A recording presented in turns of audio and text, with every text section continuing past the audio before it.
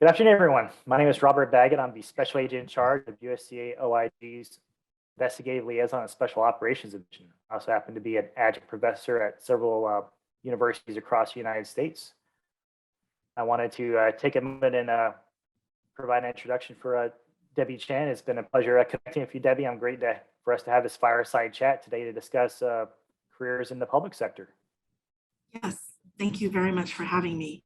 I'm Debbie Chen. I'm with OCA Greater Houston as the Civic Engagement Programs Director, and I started my career in government, in city government in Houston, Texas. Oh, great. Pleasure. Looking forward to connecting with you more today and learning more about your perspective on government service. So with that being said, why is public service important to you and how does it personally motivate you? So, growing up, most people are not told, at least in the Asian community, of even thinking about government as a career, right? It's going to different professions, or, you're thinking purely of going into corporate America, or maybe you come from a family that starts a small business. But actually, government, civil service is a very honorable career. And we talk about, from my perspective of doing civic engagement work and community organizing,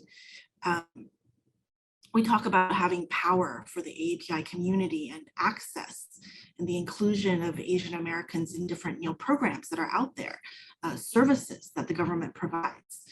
And frankly, we need the best and brightest to go into government, right? Not necessarily into corporate America, which is what most of our community just simply knows more about. Government service is actually where you can impact broader communities, you actually impact people's daily lives. That's why government service is so meaningful and important. I think that's a great answer. Thank you so much for sharing that with us. And I definitely think public service in itself, public service in themselves are catalysts for constructive organizational change. Yes. People who are in public service are truly the change agents, and that's how we can actually lead change and advance, various goals in society, and making sure that we have the infrastructure in place to provide the public services that the public truly needs to progress. Exactly, right? How our tax dollars get spent, which communities get invested in, what issues get, there's just limited resources, right? So how do different programs or communities get prioritized? That comes down to who's in government. You can have, the politicians or the policymakers, they can create the laws, but the people who implement them and make things happen at the local level are the people who work in government. And that is, civil servants. It's a very, very honorable profession. Very true. So, I guess we kind of segged into the next question already, right? Like, how does a career in government differ from the private sector jobs? Yeah, I guess for me personally, I started my public service career as a law enforcement officer in Florida. I did that for about 8 years. Then actually became a U.S. diplomat with the State Department through their U.S. Foreign Service. So my little spin of it is, see the world, join the Foreign Service. I guess that's their cue for the slide deck there.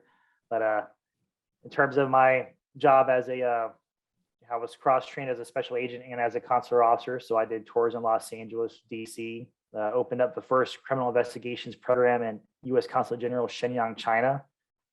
Before that, I actually had a year of Mandarin language training in DC before I went there. After my tour in China for 2 years, I went to serve in U.S. Embassy Baghdad, Iraq for 1 year, where I did vetting. I worked in the vettings branch and vetting and investigations branch there. After that, I went back to DC to learn Vietnamese for a year. There, after my language training was completed, I ended up working at U.S. Embassy Hanoi, Vietnam. So I ended up handling or managing a lot of the security programs there. With the Foreign Service, you truly get to see the world because every 1 to 3 years, you're moving to a different assignment, doing something totally new.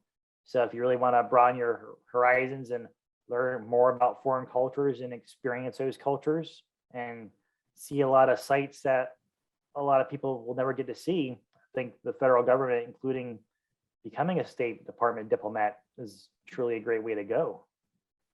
And that being said, people also can grow out of careers. One of the reasons why I ended up, my family and I left the Foreign Service was we wanted some stability. We had a family by then, we had kids, and it was kind of getting hectic moving every 1 to 3 years around. So ended up looking into a civil service job. Those are a lot more stable. They're normally permanent positions. So you're pretty much there at that location that you get hired for, unless you end up getting promoted or get transferred by the agency. So after serving Hanoi, I ended up working in Oakland, California for 4 years as the Assistant Special Agent in charge for U.S. Department of Agriculture's Office of Investigations for the Office of Inspector General. So pretty much managed various field offices within the California, Oregon, and Nevada region. 2 years later, I ended up getting promoted to the Special Agent in charge of headquarters operations, where I'm now living in Florida. So I spend my time now between Florida and DC because of my work. But once again, it kind of goes back to what we talked about earlier, Debbie, is being able to be a true public servant and being able to give back. And in my current, position as a SAC of the agency, I'm making sure that I'm investigating fraud, waste, and abuse and mismanagement over 300 different USDA programs, which provide for the American people. Our food, right? Key and critical component for having safe food. So I haven't worked in, the federal government, right? I actually first started in state government in Texas when I was a college student, and I did this as a part-time job. And, I didn't think about it at the time, right? There was an ad in the paper back in when they actually printed ads in newspapers and said, hey, here's a part-time job. And I took it during the summer, and it was actually working at the Texas State Library for the blind and disabled. And at that time, right, people still used tape cassettes, and there was this giant warehouse literally of having books on tape, courses on tapes that were, and books in Braille, right? Like hard copy books in Braille that we were shipping out, and like literally shipping, receiving to people who are, blind across the state of Texas, who really needed that kind of resource, right? A centralized, public library that provided a key service where people who, lived in small communities around the state wouldn't necessarily have access to. And so that was my first introduction to, government, service. And later, after I had graduated and was going to law school part-time, I started working in the Mayor's Office of Affirmative Action, which is now called the Office of Business Opportunity. But essentially, it was doing small business, disadvantaged business, women enterprises, minority business enterprise, business development to help essentially try to diversity, equity, inclusion is the hot words now, right? But at that time, it was really about just making sure that there were equitable opportunities for small minority women, persons with disabilities. It expanded later to veteran-owned businesses, to be able to have access to government contracting, right? As a way to help build communities, because what we found was most small businesses that are owned by community people tend to employ other people from their community. So it's this vertical way of like building a community by supporting small businesses and having access to government training, access to government contracts. I started out as just as a lowly contract compliance officer, and worked my way up to being, the third person in the department as the senior staff analyst. Basically third person right after the deputy director. And it was one of the most meaningful jobs I've had, right? And I started out doing community outreach. But it was the one thing that stood out in my mind was, and this was different from the private sector and all my friends who went into the private sector. I was supposed to be a dentist, actually. So I had the opportunity to go out and do community outreach and to be at the table to be able to say, hey, if we're going to do applications, we need to make sure that these applications are available in Asian languages, right? Not just translated into Spanish, but are available in multiple languages to different communities that live in the city. This was in Houston. And that program was the model and still is the model program for the greater Houston metropolitan region. So me as a recent college grad, being able to be in that space, to be able to have impact and say, these are things that are going to impact our community, that I would say is the biggest difference of being in a government job, right? Handling programs that impact people compared to working at a corporation that's just simply selling something. Those are some definitely great points, and I'm really glad that you're able to weave in and show about or talk about your education and your experience, in terms of how you're giving back. So with that being said, what are some examples of government career opportunities that are ultimately available in the executive, legislative, and judicial branches of government? I'd say you should answer that, right? That applies mostly to federal, some at state and local, county, and government, city level, municipalities. But it's nowadays, right? Back in the day, it was literally newspaper ads. Now it's all online a lot of times. But government agencies, private sector, a lot are using services that compile everything, like Indeed, for instance. It used to be like Monster. Government agencies are still tending to put them on their own websites, their own HR departments. I think there's definitely been progress on that front too, especially with usajobs.gov. So that's our main website for federal jobs in particular. Careers like careers.state.gov is a great opportunity for those who are interested in pursuing something in the foreign service of the State Department. And also, I think I'm an avid user of LinkedIn. I think most of us are, because the key to facilitating or bolstering your career in your profession and building coalitions is through networking, right?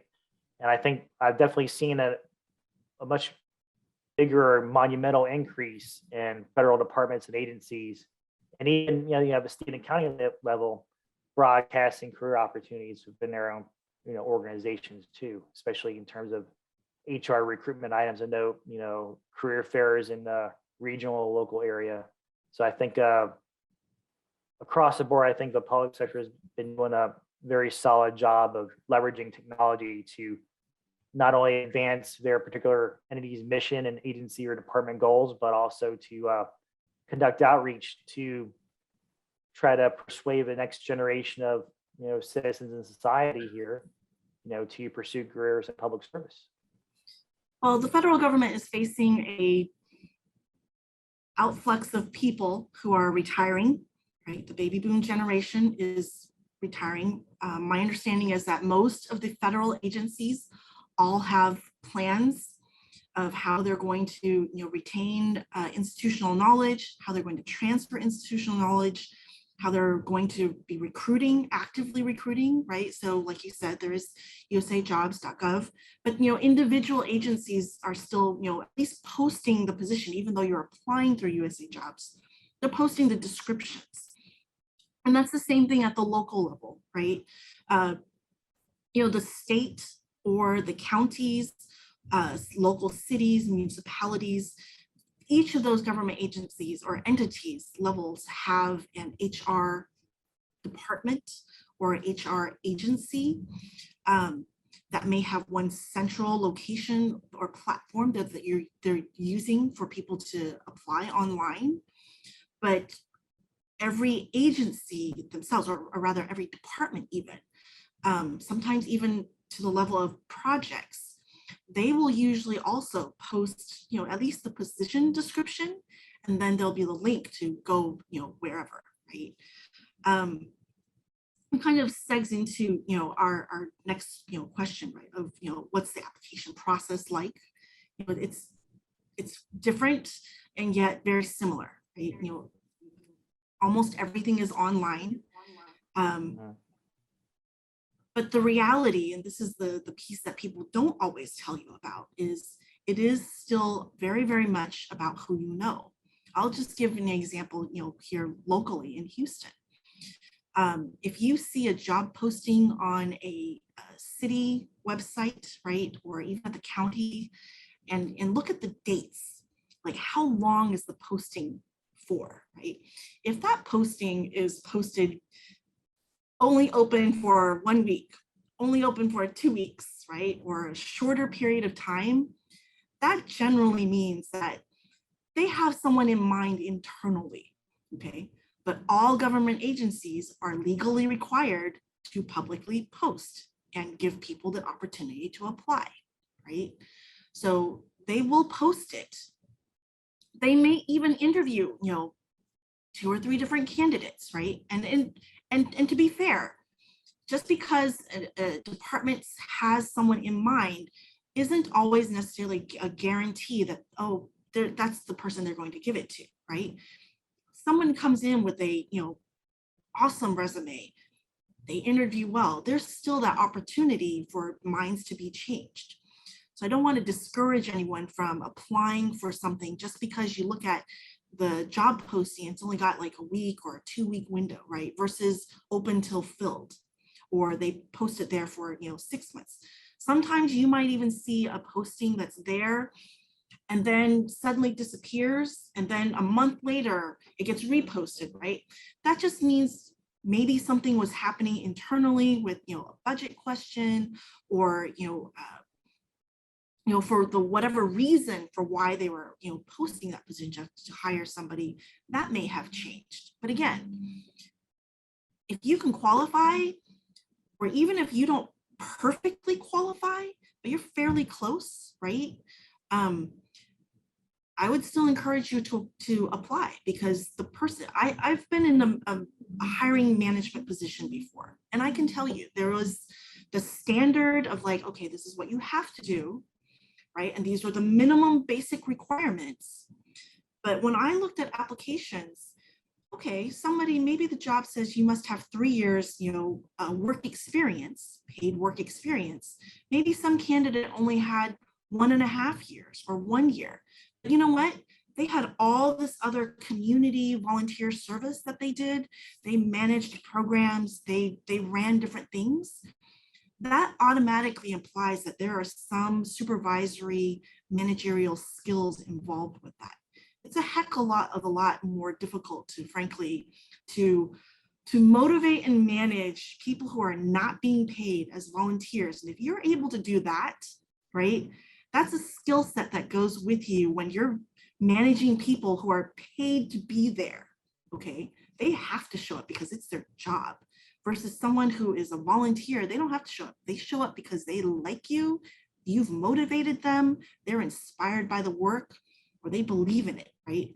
And that's, I kind of went on a little tangent, but I just want to give that plug of volunteer community service makes a difference on resumes when you apply for positions, right? Because it does say something to those people who are in a supervisory or managerial level and they're looking at it. My friends in, corporate America, they say executive level, some of these big companies, they have their own internal executive search training programs.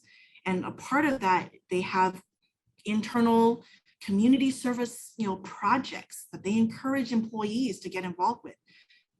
Wherever you go, you should always try to volunteer and be involved, because that's your opportunity to actually engage with people who are in higher levels in management, right? It's an opportunity for you to shine, for people to see what you're capable of, even though your current job position doesn't necessarily afford you that opportunity to take a leadership role in something. But those experiences are things that follow you on your resume. So, at least when I was in government, and from the people I've spoken with in government, those are pluses.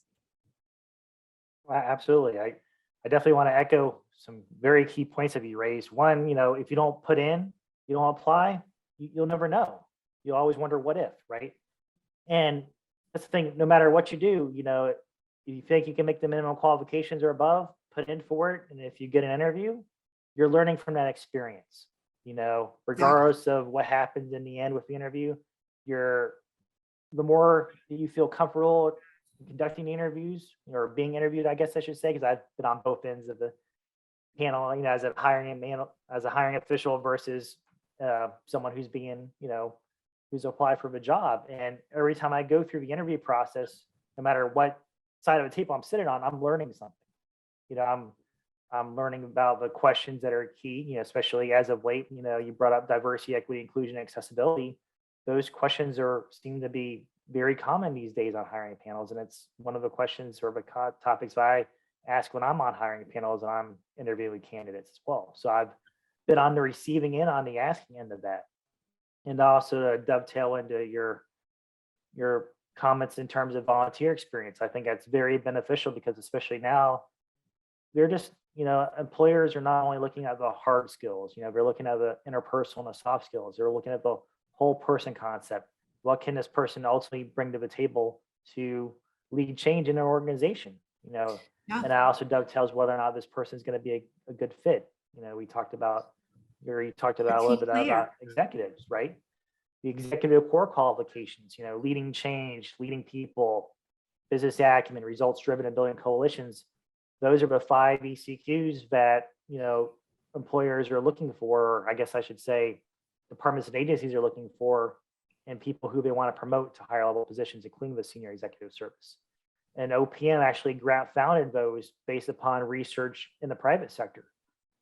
So it's very telling, and we'll definitely drop some slides in our presentation that touches upon each ECQ and what particular attributes you can do to advance your particular ECQs. But it goes back to volunteer leadership, how you said before, getting some, not only being involved in a nonprofit or a professional organization, but once you get settled, pursuing a leadership role in that. That's going to give you additional experience and much more, I don't want to say bandwidth, but much more opportunities per se than you may not have present in your current, public service or private sector role. Let's take business acumen, for instance.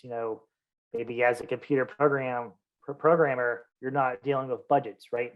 But if you're a treasurer for a professional organization, okay, well, you're gleaning budgetary experience from that end in terms of trying to balance the books. And those are things that you can articulate in your resume and in your interview process to show that you have the capability and the aptitude to meet above the minimum qualifications for a particular job you're seeking. So honestly, every little bit helps. As long as you can articulate it and show what you can bring to the table, you're much better for it in the end. Whether it is like Robert said, a professional-based organization, a community-based organization, community-based organizations have the unique piece of having to work with different types of people from all different types of backgrounds, right? And that is really a key soft skill that people in upper management look for. Because if you're going to, the future of America is diverse, okay? And everybody comes from different backgrounds. Even within the Asian American community, we're a very diverse community, right? People come from all levels of the social economic demographics, as well as, different, ethnicities, right? And we have cultural, similarities and cultural differences. The ability to talk with and work with different people to, as I normally call it, herding cats. That's a unique skill set that will serve you well in any kind of work environment, right? But especially in leadership.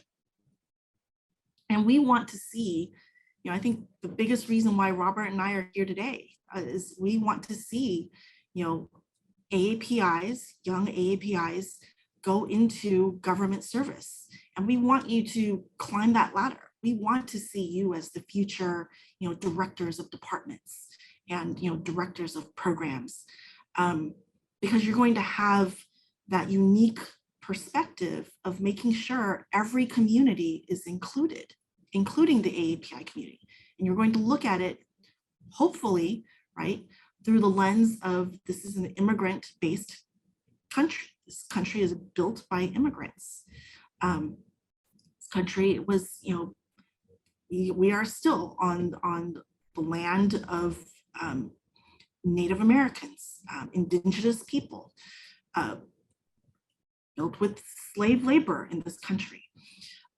These are all things that we as a community and as individuals need to understand and take with us when you go out into your future careers, but especially the implementation of government programs and the broad reach and impact that has. We want the best and brightest. We hope that the best and brightest see this, fireside chat and are inspired to go into government service and make a difference. So, the next question here is like, I'm going to combine these two, right? Are there educational requirements, required? And, how can I make myself more competitive, to obtain a position? I think we kind of talked about, making yourself more competitive is, developing those soft skills, volunteering, right? Doing those different, activities that give you the opportunity to have other things to talk about and other things on your resume that make you stand out and help you develop those soft skills. And then, education, there are positions that require high school to college to grad school. I mean, the government is huge. Federal government, right? Local government,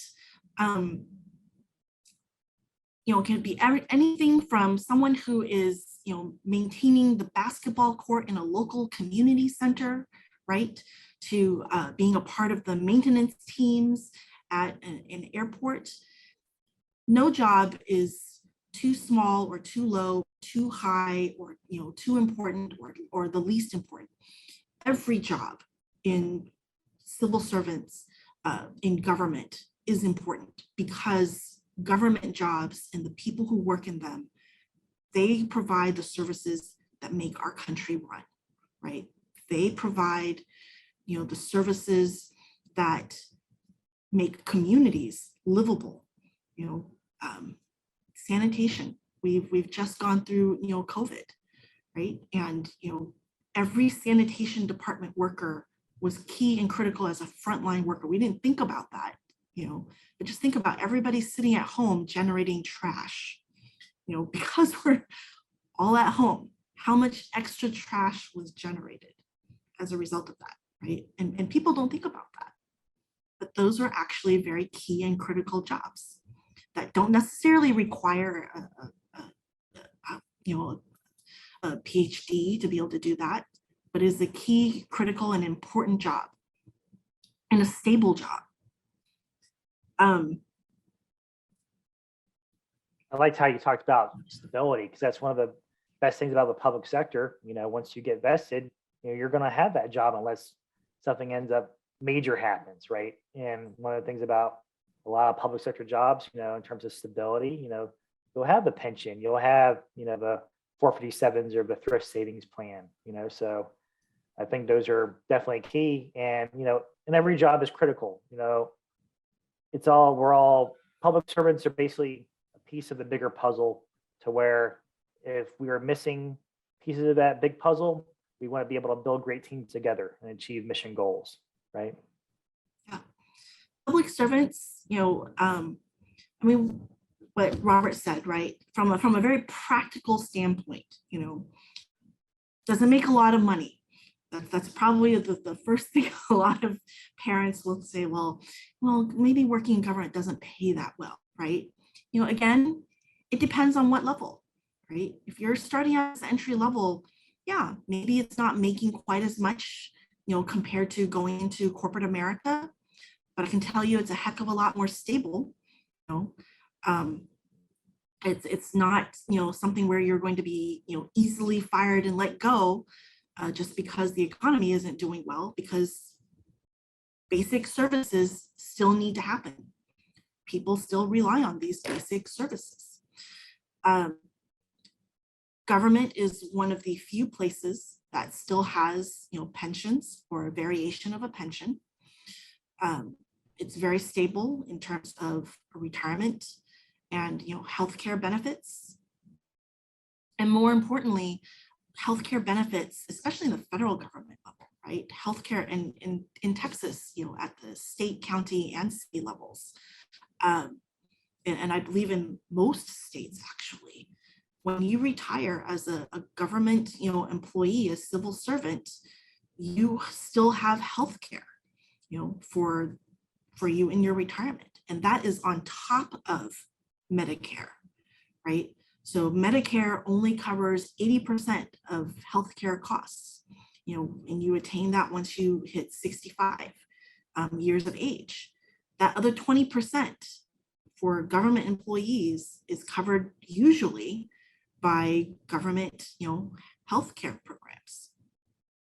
And that is a huge benefit. In some places, I would say it's probably worth even more than the pension, with the way healthcare, costs can go up, and those parts of different healthcare plans of what can and cannot be covered. So that is a key thing I would encourage, everyone to think about, right? You may not think about it in your 20s or 30s even, but I tell you, when you're hitting, 50, right? And, ageism does exist where people are potentially discriminated against for jobs because they're, perceived to be, well, you're kind of old, maybe we have to pay you more. And so people at an older age, right, even though they may have all this institutional knowledge and all these skills and experiences, they may not necessarily be the people who are retained the most in the private sector. But in the government, that is, your experience and your institutional knowledge, that is actually highly valued in government, right? Because government employees, civil servants, we provide the services that make America run. And so we highly value government, especially federal agencies, right? But I would say, mirror image at most local agencies, state level, we want that institutional knowledge. It's key and critical. So ageism is a much less factor. Definitely very true, Debbie. Yeah, These are just those practical things that, most people probably don't talk about, right? And I can say a lot of these things because Robert still is in the government. So I have a little more leeway to be, more direct about my, experience and, the things that I've learned over the years from, friends who have worked in federal government and who, work in local government. These are very practical things.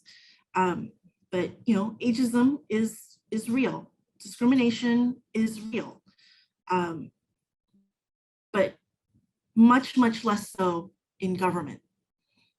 There's a reason why, civil servants are a, honorable and, I would say in many instances, a noble profession to do something that is meaningful, that has long-term impact, direct impact on people's daily lives. So I'm going to jump to our next question, Robert. I kind of wanted to circle back on some of the benefits and the pay that you brought up too. Absolutely. So we'll drop these slides in the presentation, but we have the Office of Personnel Management and the Foreign Service pay scales posted on the slides. That way you get a general idea of the pay scales, right? But I know some of this may look, wow, really, and you kind of get kind of shocked. So to give you a general idea, typically if someone has a bachelor's degree starting out, they'll depending on what particular skill code or program that we're going into, they'll start off as a GS7. If you have a master's degree or a bachelor's in some professional experience, then you would come as a 9. If you had a professional or a PhD type of degree, typically an 11, depending on the skill sets involved or the actual department or agency is hiring. So that said, we look at the general pay scale here. So I'm just throwing it out here. So let's say I just got out of college and I get hired to become a special agent per se. And I'll start out as a GS7 step one. And based upon that particular OPM pay scale, that puts me at $38,503 a year. I know that doesn't sound much at all, but keep in mind that's the base. So let's say if I'm actually living in San Francisco or the Bay Area, right? So then we're actually looking at a 42.74% increase on top of that, right? Of that top of that base. Plus, let's say I said before, oh, I got hired as a special agent. Well, special agents, 1811 categories or the skill code or the skill set, you get 25% law enforcement availability pay on top of that as well. So it definitely adds up. So you have locality pay involved, and basically the law enforcement availability pay is kind of like unscheduled overtime. So you're going to get that no matter what, as long as you're working an average of 10 hours a day overall. So in terms of foreign service pay scale items, I know it's a little bit different from the general service pay scale. But like I said before, every 1 to 3 years, you're moving place to place. So if you're actually living in a foreign country, let's say so when I was living in China and Vietnam, for instance, right? So the federal government actually paid for my housing for myself and my family. From kindergarten all the way up to high school, the federal government would pay for my children's schooling overseas as well.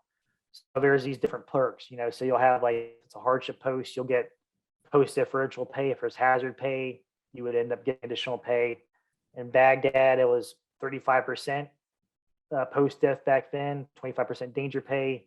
I was separated from my family at the time, so I was getting a involuntary separate maintenance allowance. So I was getting additional money every month because I was away from my family. So these little things add up, right? In terms of federal employee benefits and government benefits in general, I think Debbie laid it out great overall. Something else to think about too is, if you have student loans coming into the public sector, we have that public service student loan forgiveness program. So that's a great opportunity, especially if you ended up going to an expensive undergraduate school, you had graduate degrees. Like for instance, I'm still paying off my law school loans, right? So in the end, I got about 2 more years before I'm eligible for public service loan forgiveness, and my debt's going to be wiped clean in terms of my public service loans. 10 years. A lot of federal agencies and departments also have a student loan repayment program. So for instance, when I was in the State Department, if you end up going to a hardship or a danger pay post, that's, I want to say it was 15% or more, I believe, back then. And it fluctuates each year, depending on what the department issues out. But if you end up saying that, I'll go to post A, that's a hardship post, and I'll serve there for 2 years. Well, each year that you serve, they'll pay X amount of dollars towards your student loans. But in return, you have to basically volunteer to stay on with the federal government for that particular department or agency for anywhere between 1 to 3 years, depending on how the agreements go, because they change from every year. On the side note too, another kind of perk too is professional development opportunities, right? So for instance, for me personally, I've been in the federal government for a little while, right? But I was able to go to the U.S. Army War College, to where I actually got a master's in strategic studies, ultimately for free. That was paid for, by the Army. And now USDA actually sponsored me to attend that distance learning program for 2 years.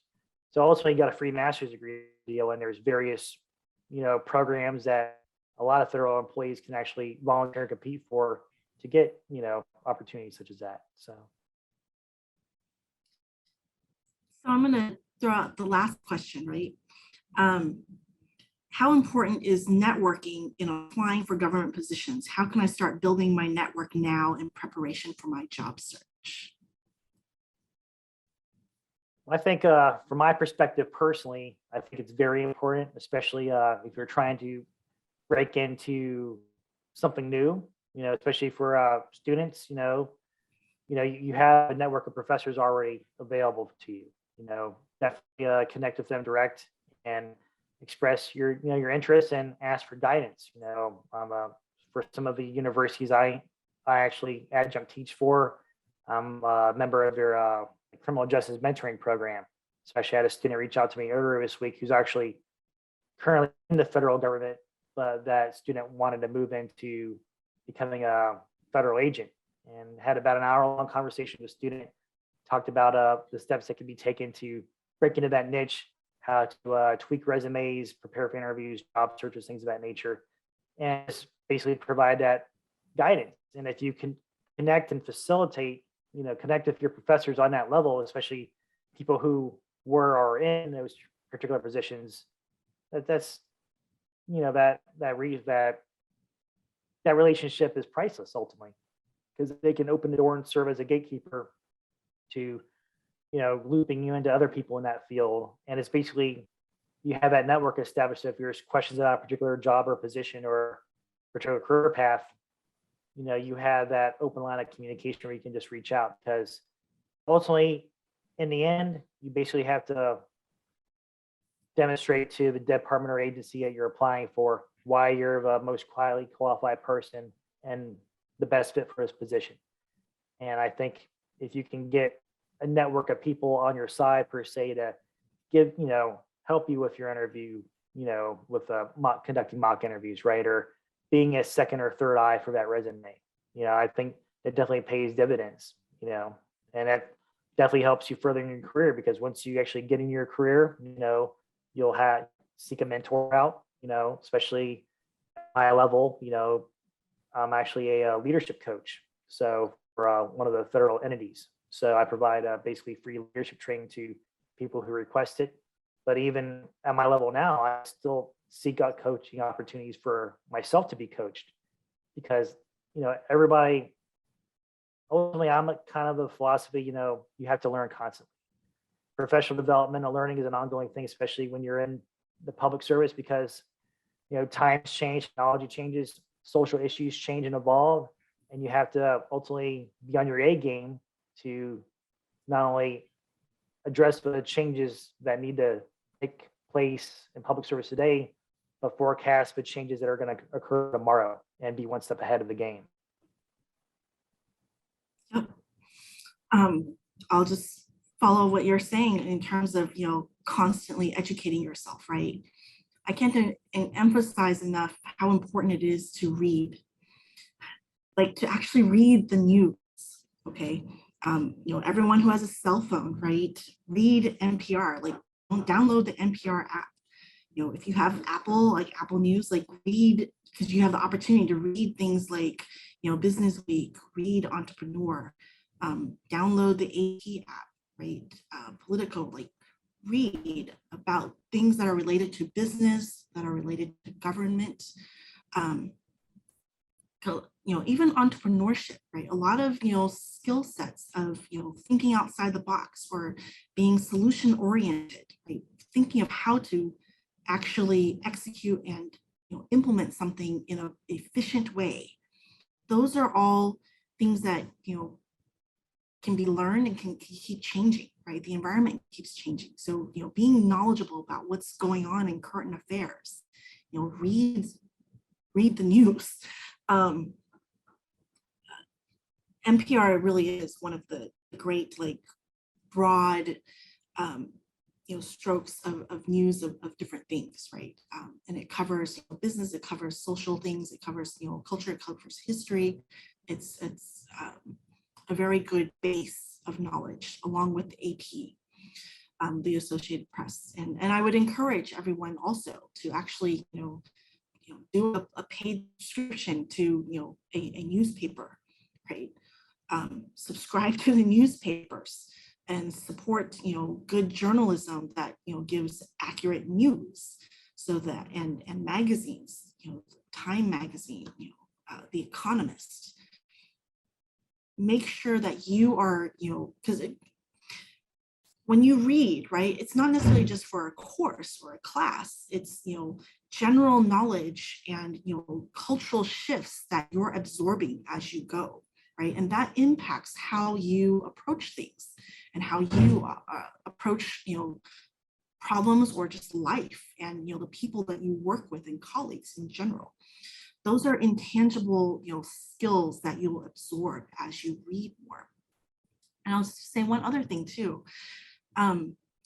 Be involved in campaigns, right? Whether it is in a community organization or, a candidate that is running for office of either party, okay? We're purely nonpartisan here, right?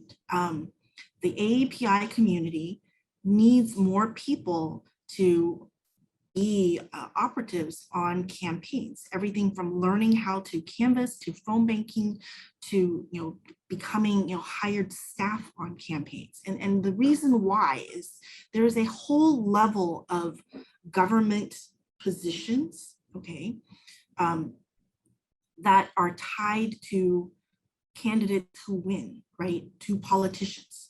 We need Asian Americans to be staff, whether it is the staff for a Republican senator or a Democratic senator or a representative.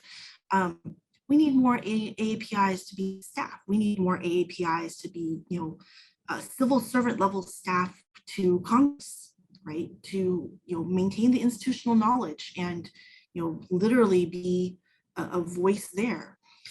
But at the local level too, whether it is a city council member, right, or a mayor, a lot of times staff for political office holders, policymakers, are from their campaigns, right? And that's a whole separate avenue. There's another layer which isn't necessarily a government job, but is something that's actually very important for the community. And that is all the different task forces and committees that, multiple layers of government, whether it's at the state or county or, local, city, municipality levels. There are all sorts of committees and task forces that have appointees, okay?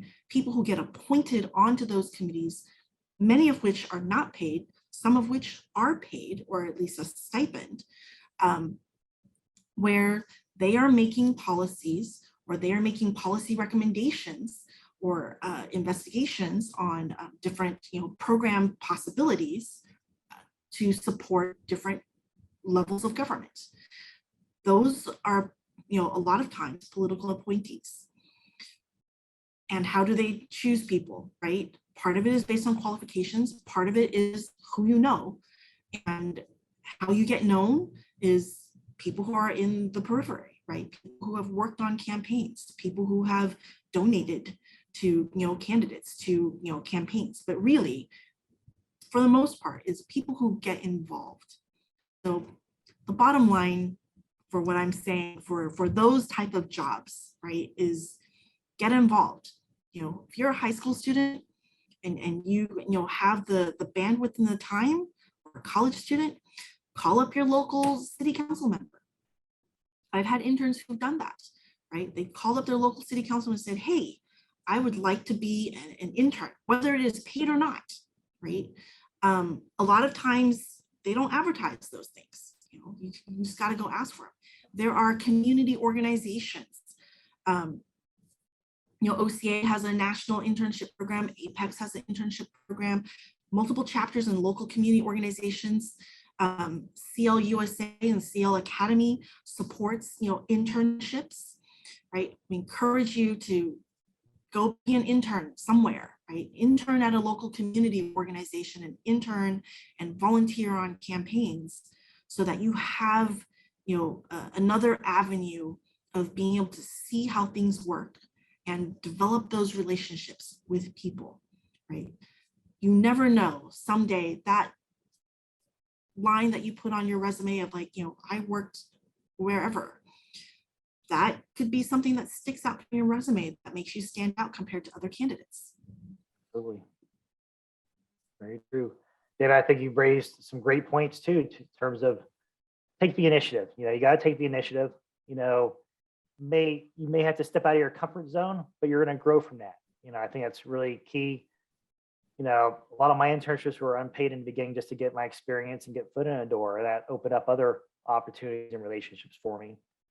And in terms of, being active in your community, it's all about advancing your critical thinking skills, empowering your critical thinking. And that goes hand in hand with what you mentioned before about being an avid reader, and being able to assess issues or concerns from an objective perspective, and embracing everything that you've previously learned to assess various frames of reference in support of making an evidence-based decision. I think once we Critical master reasoning. that, right? Critical Yeah, thinking, logical reasoning, right? And